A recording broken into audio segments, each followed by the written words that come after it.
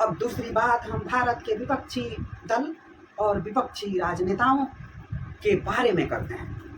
कुछ समय आपको याद होगा कि जो स्थिति गाजा में हुई, वहाँ पे यहूदियों को मारा गया, वहाँ पे माइनॉरिटी को कत्लेआम किया गया, बम ब्लास्ट किया गया, उसकी हम कड़ी निंदा करते हैं। फिलीपींस के साथ जो कुछ भी हुआ, परंतु हमारे भारतीय नागरिक हमेशा मुसलमानों के तरफदारी करते हुए और उनके चरणों में बीच जाने के लिए तत्पर रहते हैं। और उन लोगों ने माइनॉरिटी बांग्लादेश में इतनी घटनाएं हुई, उस पर किसी ने कुछ नहीं बोला। इसकी हम कड़ी निंदा करते हैं। चाहे वो बहुत वर्षों से महात्मा गांधी की पार्टी, कांग्रेस हो, समाजवादी पार्टी हो, टीएमसी हो, डीएमके हो, और ऐसी छोटी मोटी हर एक पार्टियां हैं जो गाजा के मामले में ट्वीट करके इतनी कर दी थी, इतने मुसलमानों के वोट पाने के लिए उन्हें इतना ट्वीट कर दिया था कि ट्विटर भी हंस रहा है। देश में कई कॉन्फ्रेंस हुए कि गाजा में ये दिक्कत हुआ।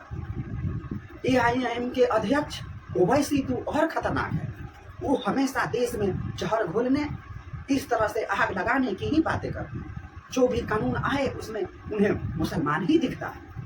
ट्रिपल तलाक आया, उसमें अड़चन लगाए। अभी वक्फ बोर्ड कानून को बदलकर हमने उसमें सभी का समावेश हो, और जो सबसे दलित मुस्लिम समाज है, माइनॉरिटी है, उसको हम एक सशक्त बनाने के लिए हम वक्फ बोर्ड में हम जो बदलाव करना चाहते हैं, उसके भी ये लोग उत्पात मचाने, आंदोलन करने जैसी धमकियां दे रहे हैं।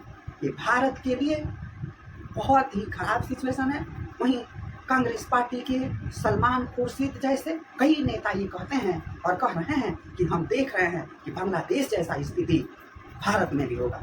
मगर मैं ये साफ कर देता हूँ, विश्व की सबसे लोकतंत्र भारत की जननी है, भारत में ऐसा कभी संभव नहीं है। आपके हर एक मंसूबे को भारत के लोकतंत्र की जो जनता है उसे खत्म कर देगी। आपके मंसूबे पे, विपक्षी पार्टी के मंसूबे को हमेशा हमारी देश की जनता उसे नकार देगी, आपके मंसूबे को कभी सफल नहीं होने देगी। भारत में कभी ऐसा हो ही नहीं सकता।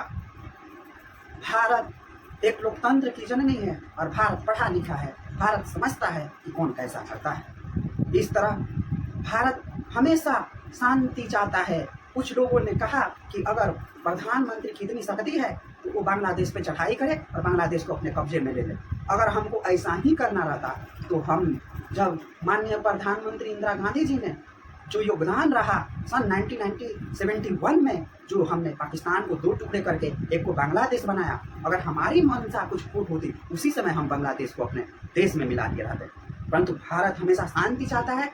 भारत किसी भी मुल्क पे आक्रमण नहीं कर सकता और ना ही कभी करेगा, हमारी ये पॉलिसी है। परंतु अगर आतंकवाद ने सर उठाया भारत में और पाकिस्तानियों का जो आतंक है वो भारत में जैसे ही घुसपैठ करने की कोशिश करे, हम उसके फन कुचलने, उसे मार डालने, घर में घुस कर मार डालने की हमने कसम खाई है। और जब तक पाकिस्तान इस चीज को जब तक खत्म नहीं कर देगा, पाकिस्तान से हमारा कोई रिश्ता संभव नहीं है।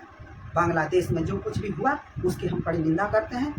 जो मैडम शेख हसीना है उन्हें हम संरक्षण दे रहे हैं और आगे भी हम जब तक संरक्षण देंगे, जब वो कोई और मुल्क उन्हें कठिन परिस्थिति में उन्हें सुरक्षा देने का भारत से वादा ना कर ले, तब तक प्रधानमंत्री हमारे देश में ही रहेंगे। हम इसकी खुलकर समर्थन करते हैं। बांग्लादेश से हम शांति चाहते हैं, वहाँ पे जो भी गवर्नमेंट पड़े, हम बांग्लादेश के लोगों के साथ पीपल टू पीपल टाई करने को तैयार हैं।